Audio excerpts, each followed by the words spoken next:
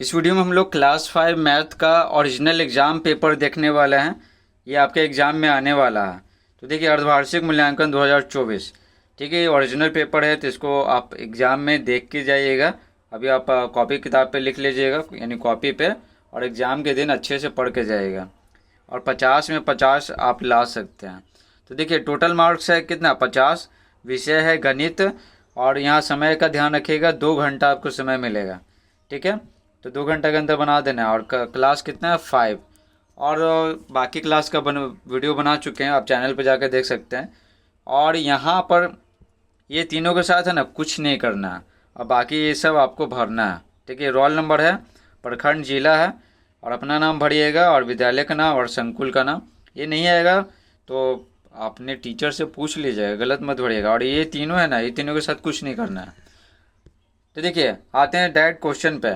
तो पहला क्वेश्चन है, कोष्ठक में से सही विकल्प चुनकर खाली जगहों को भरिए। ये जो ब्रैकेट है ना, कोष्ठक बोलते हैं, ब्रैकेट इंग्लिश में बोलते हैं, तो इसी में से भरना है। तो ये कितना, 10 नंबर का है। एक सही कीजिएगा ना तो 2 नंबर मिलेगा। मान लेते हैं ये सही कीजिए, 2 नंबर, ठीक है। और सब 2-2 नंबर का है। तो इस तरह से 5 जो क्वेश्चन है, 5 गुने 2 मतलब क्या है, 5 क्वेश्चन है, और एक क्वेश्चन सही कीजिएगा तो 2 नंबर मिलेगा। अब पाँचों सही कीजिएगा तो 5 दूनी 10। तो देखिए, पहला 11.11 को पढ़ते हैं, तो 11.11 पढ़ते हैं, ठीक है। यदि किसी संख्या में दूसरी संख्या से पूरा पूरा भाग लग जाए तो दूसरी संख्या पहली संख्या का डैश कहलाती है, तो अपवर्तक कहलाती है, ठीक है। अपवर्तक कहलाती है। आगे है, 1 मिलियन का मान है, तो 1 मिलियन में कितना, 10 लाख होता है, ठीक है। 10 लाख में 6 जीरो होता है, तो ये वाला हो जाएगा। 5 पैसा बराबर है, तो 5 में है ना 100 से भागा देते हैं, तो ये क्या हो जाता है, 0.05 हो जाता है रुपया। तो ये हो जाएगा आंसर कौन सा, ये वाला, ठीक है। तो 0.05 रुपया। आगे देखिए, पाँचवा देखिए, 5वां नंबर, 40 का अभाज्य गुणनखंड है। तो देखिए, ये देखिए, पहला 4 दूनी 8, 8 5 40, ठीक है। तो ये 4 को और तोड़ सकते हैं, ठीक है, और तोड़ सकते हैं। तो ये हो जाएगा 2, ठीक है। 2 दूनी 4, 4 दूनी 8, 8 5 40। ये इसके बाद और नहीं तोड़ सकते हैं ना, तो उसी को अभाज्य गुणनखंड कहते हैं, समझे। तो ये वाला हो जाएगा। आगे देखते हैं क्या दिया हुआ सवाल। A to Z आपको बता रहे हैं, तो वीडियो को लाइक कर दीजिएगा, चैनल पर नए हैं तो चैनल को सब्सक्राइब कर दीजिएगा, ठीक है। देखिए, और दूसरा है, सत्य के लिए सही और असत्य के लिए गलत का निशान लगाए। ये 10 नंबर का है। बिल्कुल उसी तरह से 2-2 नंबर का है, पाँचों सवाल। तो 2 × 5 कितना हो गया, 10 हो गया। तो देखिए, पहला है, 2 या 2 से अधिक, इसको जूम करते हैं ताकि आपको स्पष्ट दिखाई पड़े। 2 या 2 से अधिक दी हुई संख्याओं का लघुत्तम समापवर्त है।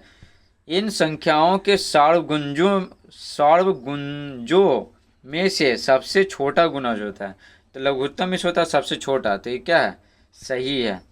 जब भी 2 या 2 से अधिक अंकों की संख्याओं का गुना करते हैं तो पहले इकाई के अंक का गुना करते हैं। जैसे मान लेते हैं कि यहाँ पर 25 मान लेते हैं, 25 मान लेते हैं, 26 मान लेते हैं, तो पहले इकाई अंक ना गुना करते हैं, तो यहाँ पर क्या हो जाएगा, सही हो जाएगा।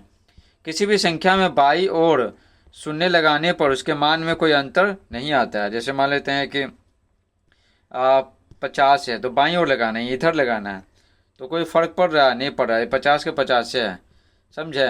तो क्या हो जाएगा यहाँ पे, कोई फ़र्क नहीं पड़ता है, तो ये भी हो जाएगा सही, ठीक है। आगे देखिए, भाग की क्रिया में उतरे हुए अंक में भाग नहीं लगने पर शून्य संख्या लिखकर अगला अंक उतारते हैं। तो यहाँ पर शून्य संख्या लिखते हैं कहाँ पर, जैसे मान लेते हैं कि नहीं ना लग रहा है, तो यहाँ पर उतारते हैं। मान लेते हैं ये नहीं लग रहा है, तो यहाँ पर 0 देते हैं, ठीक है, तब आगे लिखते हैं।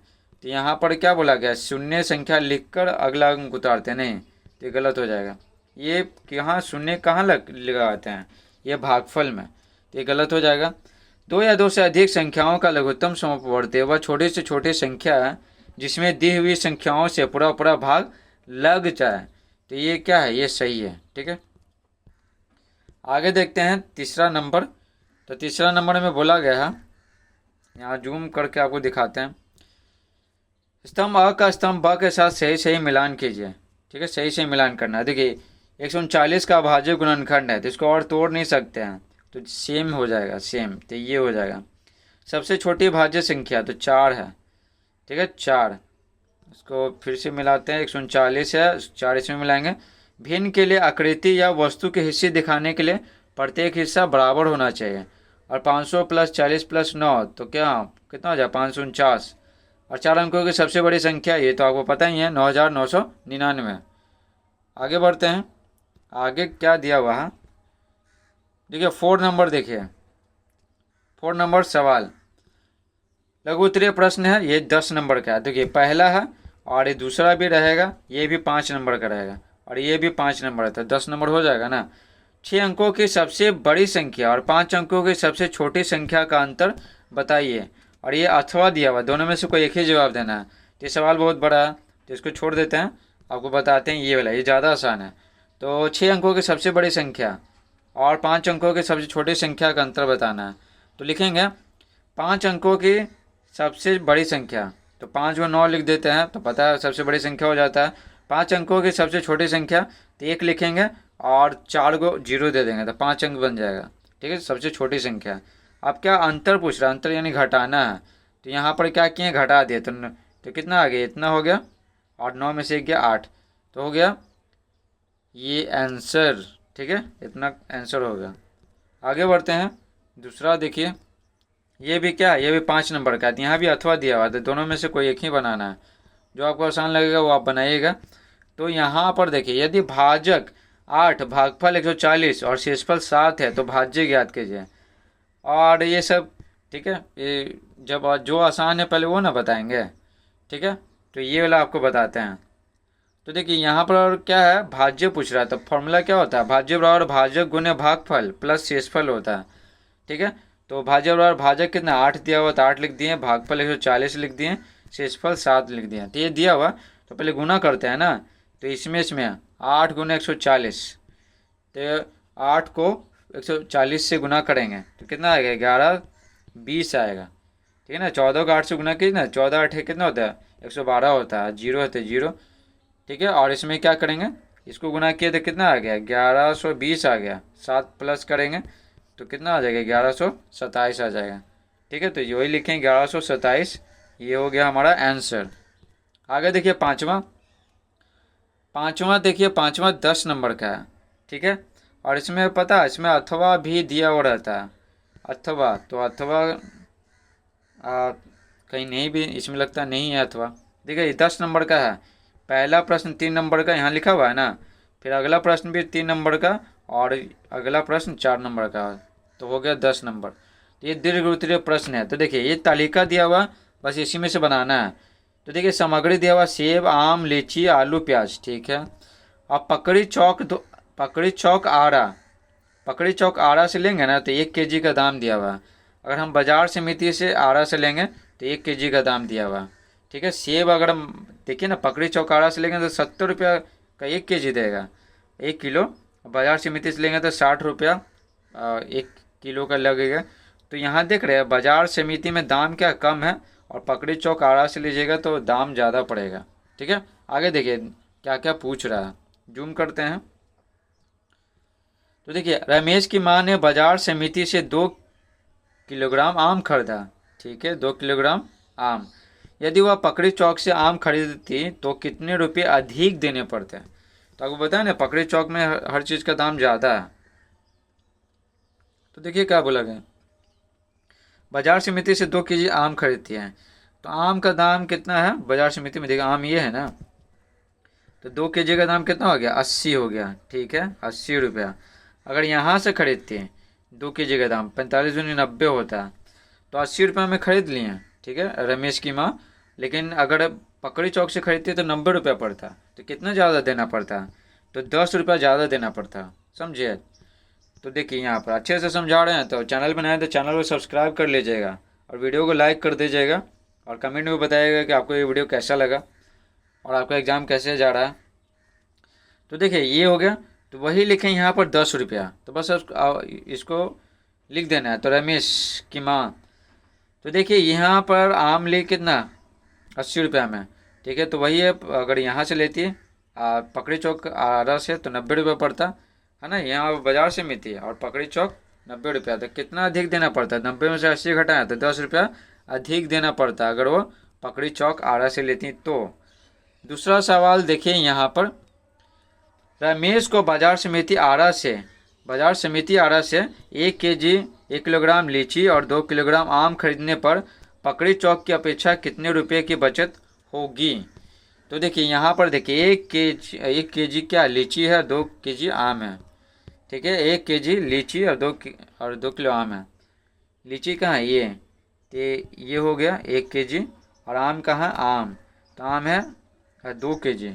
तो 80 और 38 कितना हो जाएगा, 8 8 3 फिर क्या हो गया 11, 118 रुपया।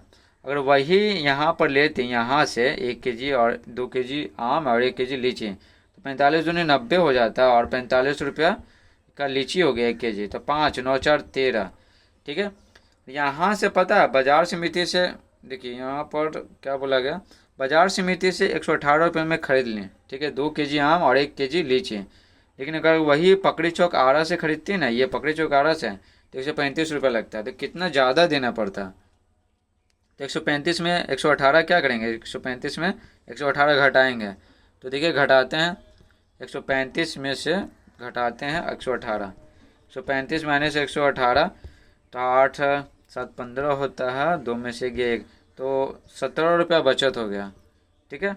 तो वही यहाँ पर क्या लिखेंगे, 17 रुपया कितना बचत हुआ, 17 रुपया बचत हुआ होगा। देखिए यहाँ पर अच्छे से देख लीजिएगा, समझे। 1 केजी लीची है तो 38 रुपया, 2 केजी आम है, ठीक है, तो 80 रुपया, ठीक है। तो यहाँ पर जो बताया ना ये गलत दिया हुआ, ठीक है। यहाँ पर जो बताया ना, हम जो बताया ना वही सही है। यहाँ पर देखें ये क्या किए हैं, ठीक है, ये जोड़ तो दिए हैं, ठीक है, 8 3 11, 118 रुपये का खरीदे हैं ना बाजार समिति से। लेकिन यहाँ पर दाम पता है बस क्या जोड़े हैं, पकड़ी चौक वाला सिर्फ आम का जोड़े हैं, ठीक है। एक चीज़ क्या, एक चीज़ तो जोड़े ही नहीं है, ठीक है। गौर था ना 1 केजी लीची का दाम अगर पकड़ी चौक आरा से खरीदेंगे 45 रुपया होगा, तो ये जोड़ के ना घटाएंगे, तो ये गलत कर दिए। जो क्वेश्चन भेजे ना वही गलत कर दिए, हम जो बताए ना अभी वही सही है, ठीक है। तीसरा देखिए, तीसरा तो आपको सारा बता रहे हैं अच्छे से। तो देखिए मनोज ने 5 किलोग्राम आलू और 2 किलोग्राम प्याज बाजार समिति से खरीदा, ठीक है, बाजार समिति से, अच्छा। और इंद्रजीत ने इतने ही सामान पकड़ी चौक से खरीदे। दोनों में किसने और कितने रुपए कम खर्च किए। तो जाहिर सी बात है कम खर्च कौन करेगा, जो बाजार समिति से खरीदेगा जहाँ दाम कम है, ठीक है। तो ये तो पता चल गया कि मनोज है ना, मनोज कम खर्च किया। कितना कम खर्च किया है तो जोड़ते हैं कितना लगा है सबको। तो 5 केजी आलू और 2 केजी प्याज, 5 केजी आलू 2 केजी प्याज। तो देखिए 5 केजी आलू कहाँ, 5 केजी आलू, ठीक है, और 2 केजी प्याज, 2 केजी प्याज। तो 8 5 40 हो गया ना। आलू का दाम कितना हो गया, 40 हो गया। प्याज के दाम 10 दूनी 20 हो गया।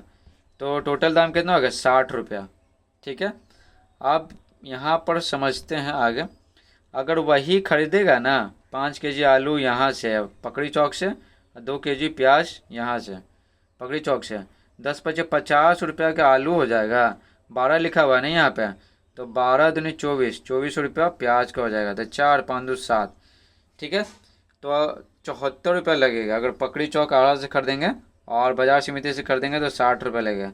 तो कितना ज़्यादा देना पड़ेगा, तो 74 में से 60 घटाएंगे तो 14 आएगा, ठीक है।